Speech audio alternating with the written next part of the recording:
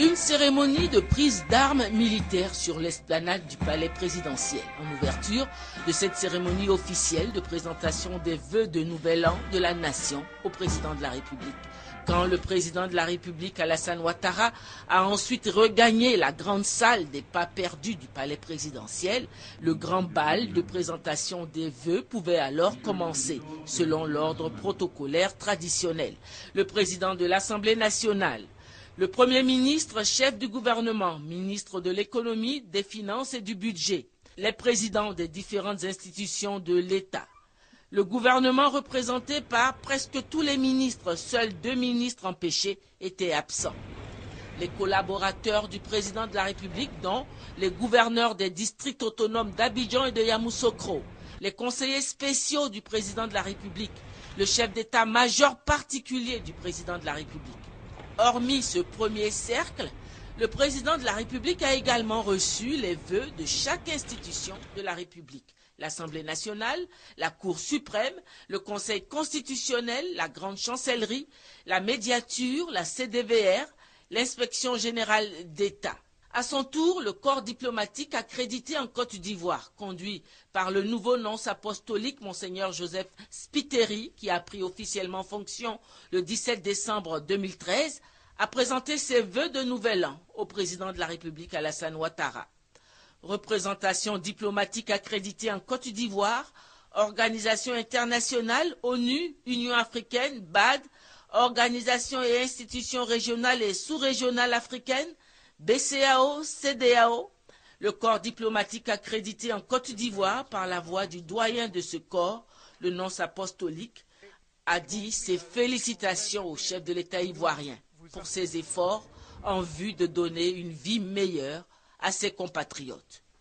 Le corps diplomatique a aussi encouragé les efforts du président de la République, Alassane Ouattara, pour créer un climat apaisé en Côte d'Ivoire. Fort de ce constat, il a souhaité un avenir meilleur à la Côte d'Ivoire.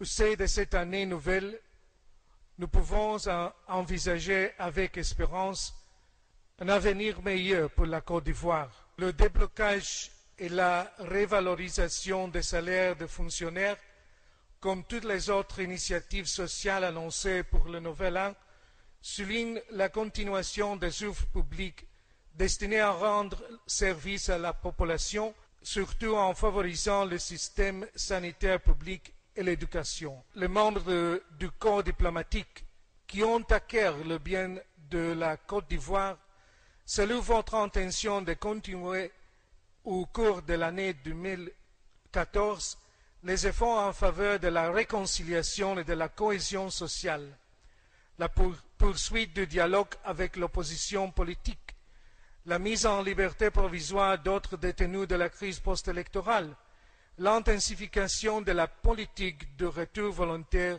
des réfugiés ivoiriens.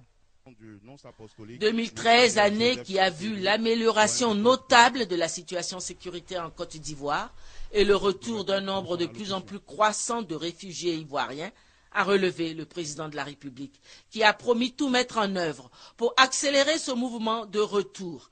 Il a invité par ailleurs les amis extérieurs de la Côte d'Ivoire à accompagner son pays sur la voie de la reconstruction de son économie. Aujourd'hui, tous les signaux de l'économie sont au vert.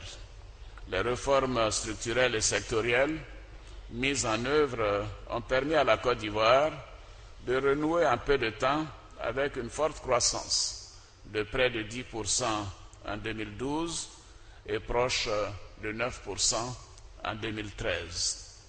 Le forum Investir en Côte d'Ivoire, ici 2014, qui se tiendra à Abidjan du 29 janvier au 1er février 2014, est une opportunité d'accélérer les investissements publics et privés.